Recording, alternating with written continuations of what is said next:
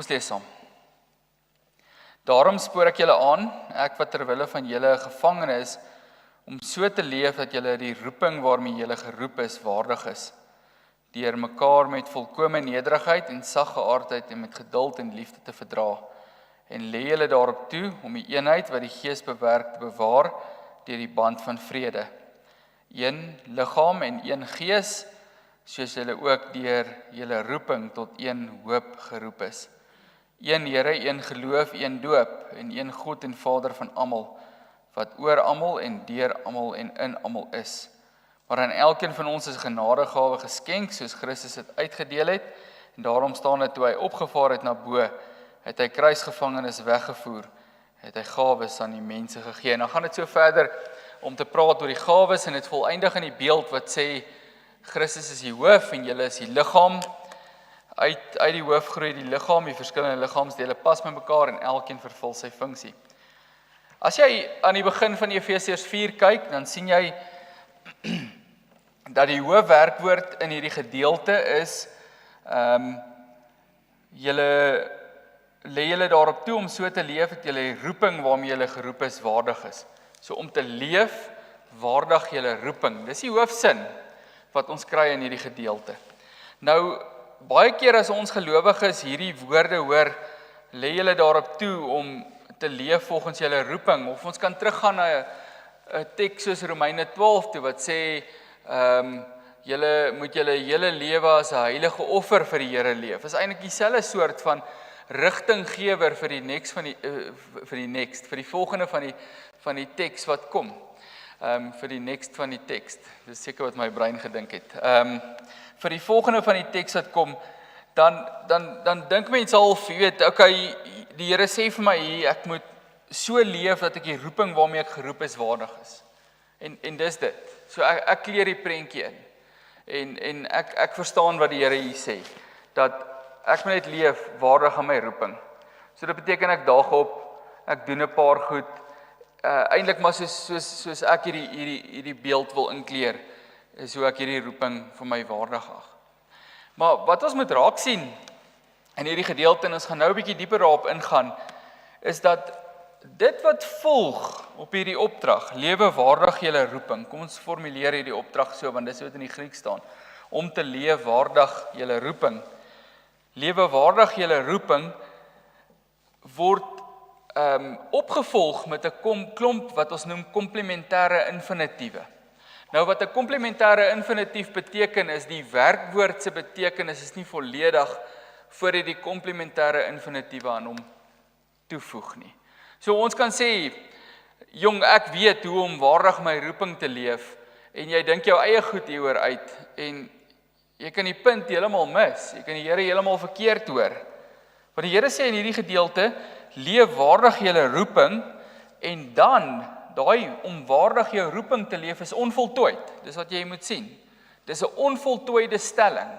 Dit raak eers voltooi wanneer daar 'n paar goed is wat jy byvoeg om hierdie voltooiing te gee of om die ware betekenis te gee. So, lewe waardig julle roeping deur volkome nederigheid.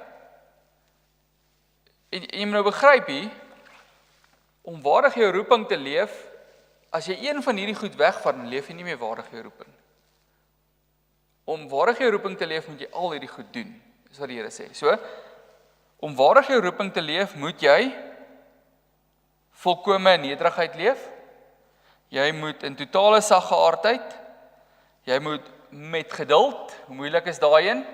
Met geduld, almal om jou in liefde verdra. Nou is dit so, ons verskil van mekaar, is dit nie? Ek wou eintlik begin het, en ek het half bietjie daarvan vergeet, met die belydenis, wat ons nie doen in die aanddiens nie.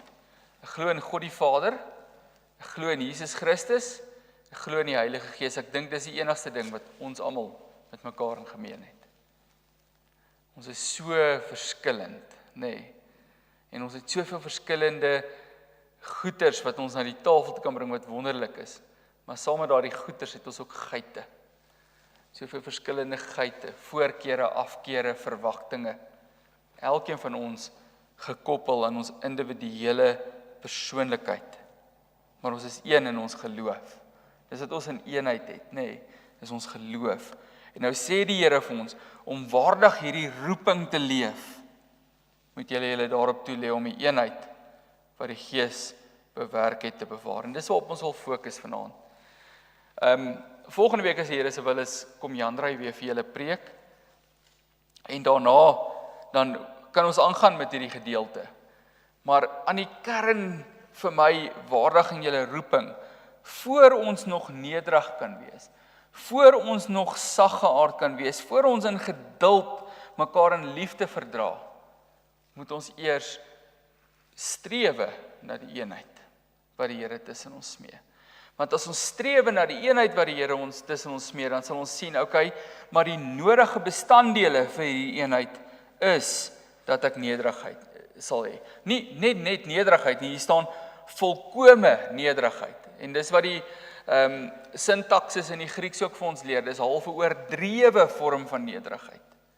En mens wil dadelik, my kop gaan dadelik terug Filippense 2 toe, waar Paulus vir ons skryf onder leiding van die Heilige Gees, dat Jesus was so nederig, hy het sy gestalte as God nie beskou as iets waarin hy moes vashou nie, maar hy het homself verneder. So wat 'n nederigheid homself verneder, deur die gestalte van 'n mens aan te neem en aan slawe gelyk te word. Dis wat daar staan. So, om eenheid te bou het ek nederigheid nodig. Om eenheid te bou moet ek saggeaard wees. Regtig waar.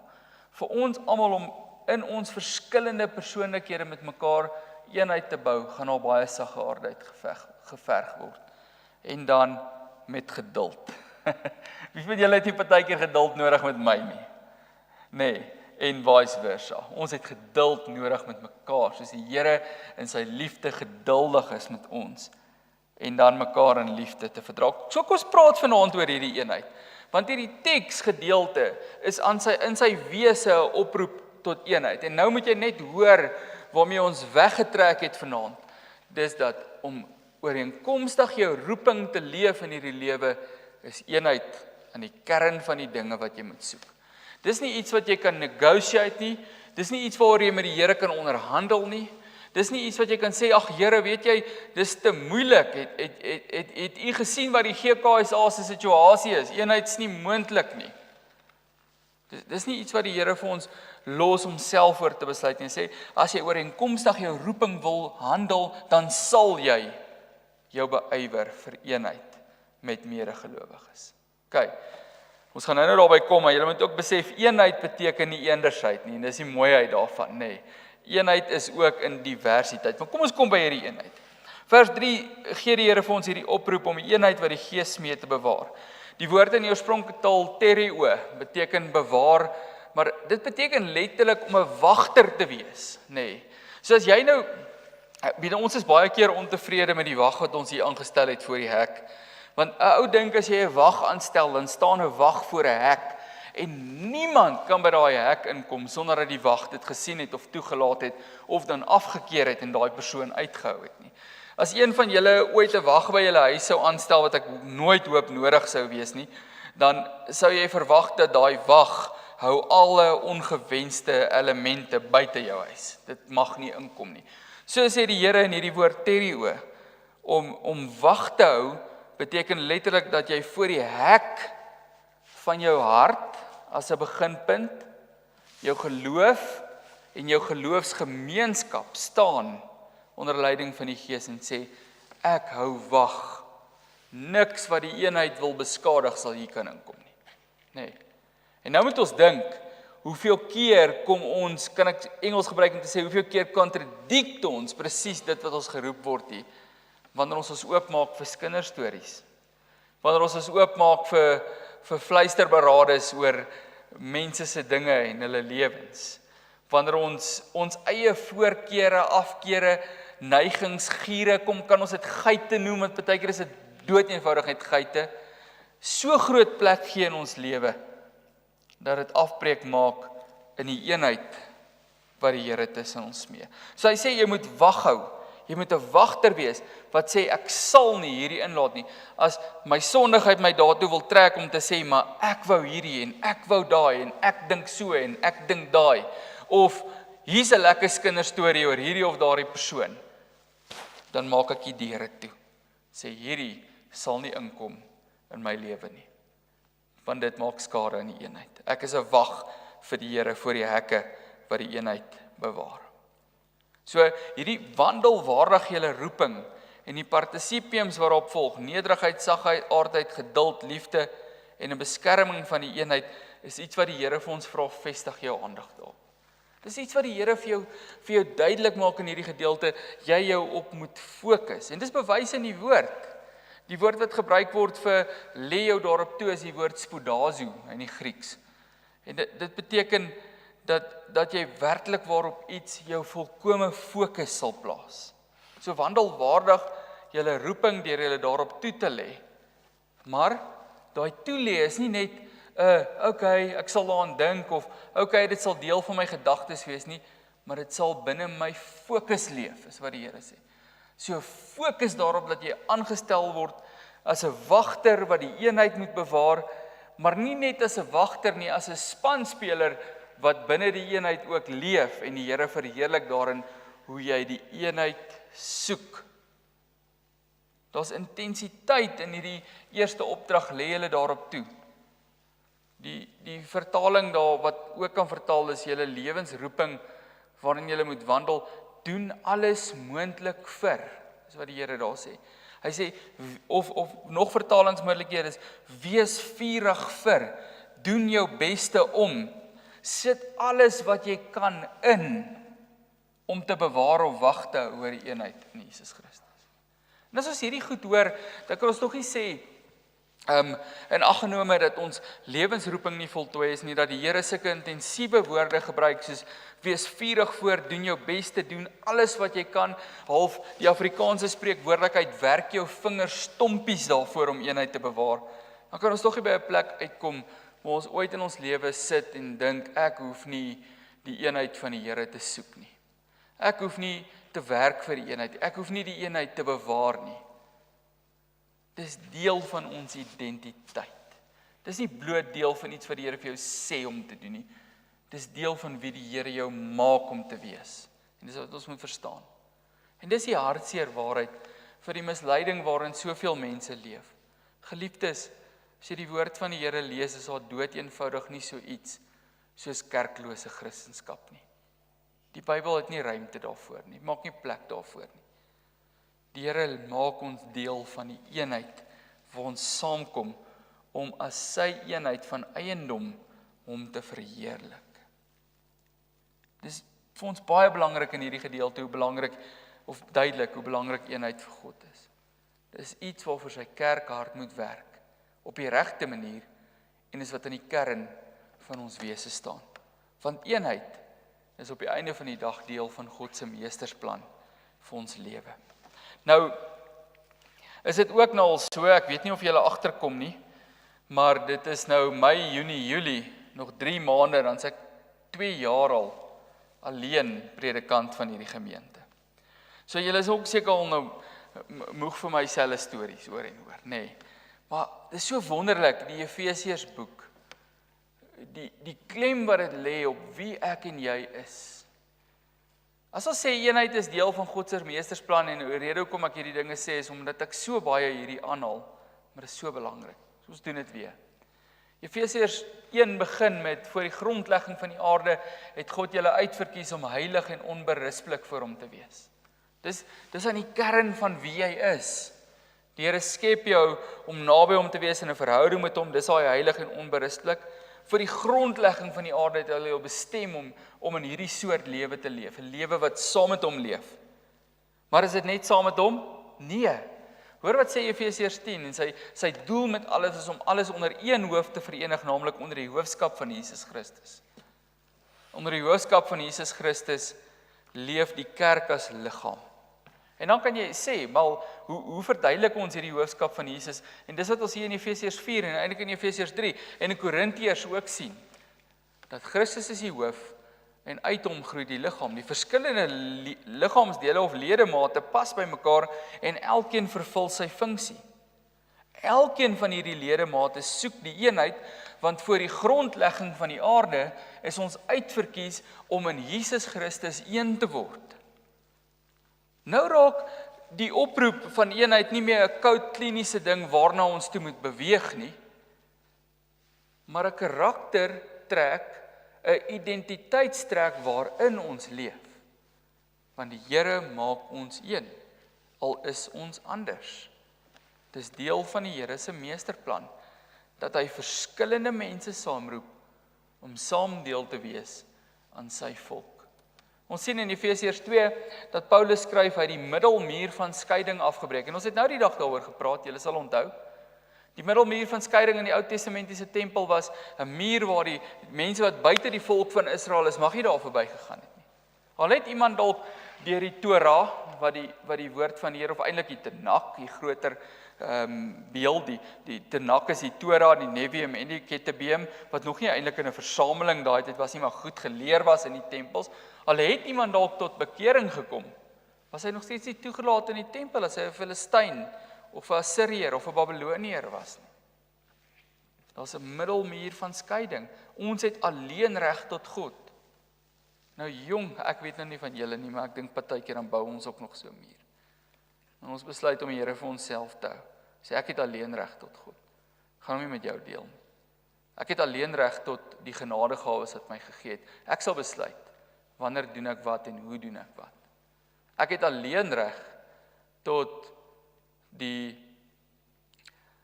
middele wat die Here in my lewe moontlik maak. En ek sal besluit wat ek gee en wat ek nie gee nie. Dis nie die waarheid nie. Die Here laat val daai muur. Die middelmuur van skeiding is afgebreek. Die heidene, enige iemand het volle toegang tot die Here. En dis wat die Here vir ons hier leer, of iemand Jood of Griek is, slaaf of vryman, as hulle glo, behoort hulle aan Christus. Daardie eenheid gaan baie verder. En hierdie is vir my moeilik. Dit gaan so ver as om liefdevol te wees teenoor die taxi-drywers. Julle, daar is nie maklik nie. Nee. En dit is ook nie maklik vir die Here om sy lewe aan die kruis te gee nie. Ek staan baie skuldig voor julle oor hierdie. Maar die Here roep ons om met die eenheid 'n non-negotiable tot jou lewensroeping te soek en te leef oral en met almal waar jy gaan. Mense langs jou op te bou en op te tel. Soos volgend gehoor het, om die liefde van die Here hande en voete, vlees en been en bloed te gee. Al is dit in diversiteit. Ons is 'n klomp verskillende mense, maar wat jy goed moet verstaan is die Bybel sê nie mense maak eenheid nie. Die Here maak eenheid. Waar raak ons een? Ons raak een in ons geloof in Jesus Christus. God het ons saamgeroep. En hierdie is die ewige roeping waarbinne ons bly in Jesus Christus. Daar's in die teks 'n baie duidelike onderskeid tussen die verskillende soorte mense wat daar is, die verskillende soorte gawes wat daar is. Maar daar word geleer binne in hierdie gawes, binne in hierdie verskillende soorte mense. Daar staan uit opgevaar uit die gawes van apostel, profete en al daai dinge gebring. So elkeen van ons het ander gawes, maar binne in dit bly ons een in die Here. Maar wat jy ook moet weet is dat hierdie eenheid beteken nie eendersheid nie. En dis wat ons baie keer van mekaar verwag.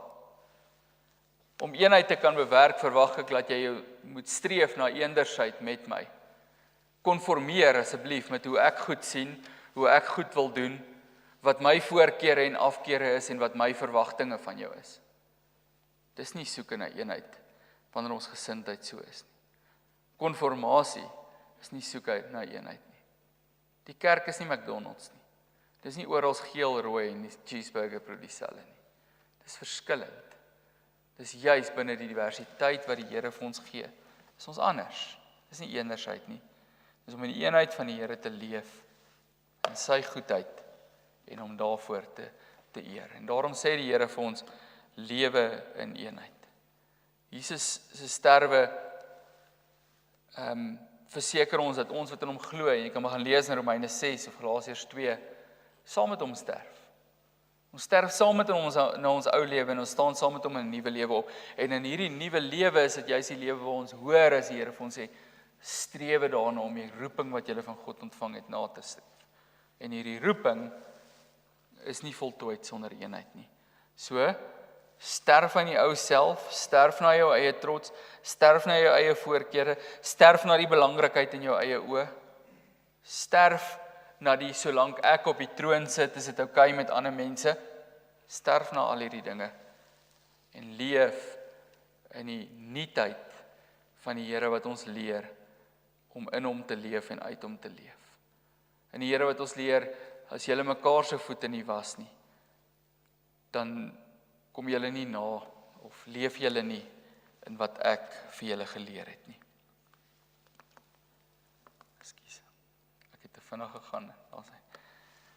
Ons het begin deur te sê dat die Here sê vir ons om te fokus daarop, om ons lewensroeping na te kom. En in daardie fokus sê hy vir ons, een van die maniere, of aan die kern van hierdie maniere, is om die eenheid wat die Gees en die woord tussen julle smee te bewaar. En vanaand wanneer ons hier by mekaar sit, baie mense, miskien voel ons min, maar dis nie so nie. Ons is baie verskillende mense. Ons is ten minste, as ek so vinnig tel, 25 persoonlikhede hierso.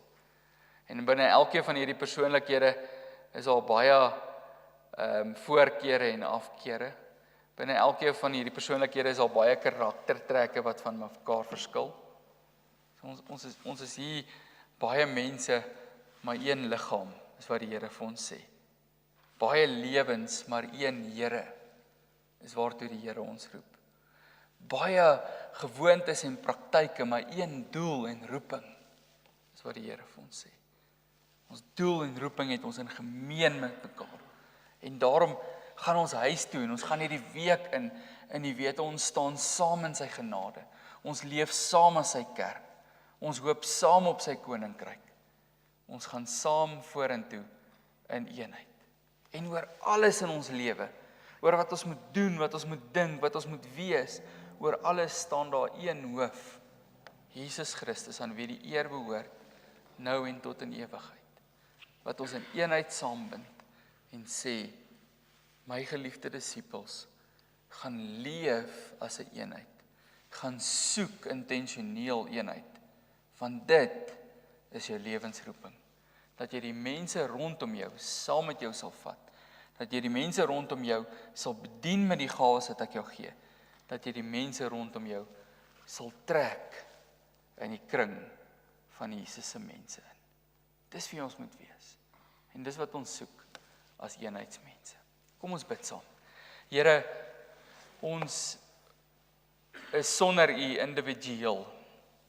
Ons is sonder U ver af. Ons is sonder U verdwaal. En U bring ons in. U bring ons in die binnekring in. Here, dankie vir die wonderlike voorreg dat doeteenvoudige, sondige mense binne in U binnekring mag kom leef. Here, dat ons nie hierdie binnekring probeer 'n klik maak nie, maar dat ons hierdie binnekring 'n gemeenskap van mense maak wat hulle lewens inrig om hulle roeping na te kom deur te streef na die eenheid wat U tussen ons smee. Here, wat 'n wonderlike voorreg dat ons in U binnekring mag leef, belaai met die genadegawes, belaai met die wysheid van U woord, belaai met die Heilige Gees wat ons krag en wysheid is.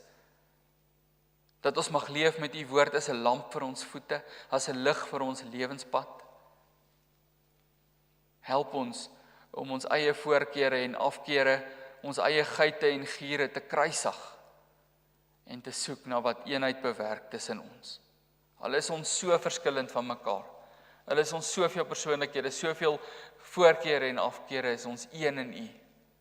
En dis die fokus van ons lewe, is daardie eenheidsidentiteit. En gee dat ons in dit sal leef en uit dit sal leef en U sal verheerlik.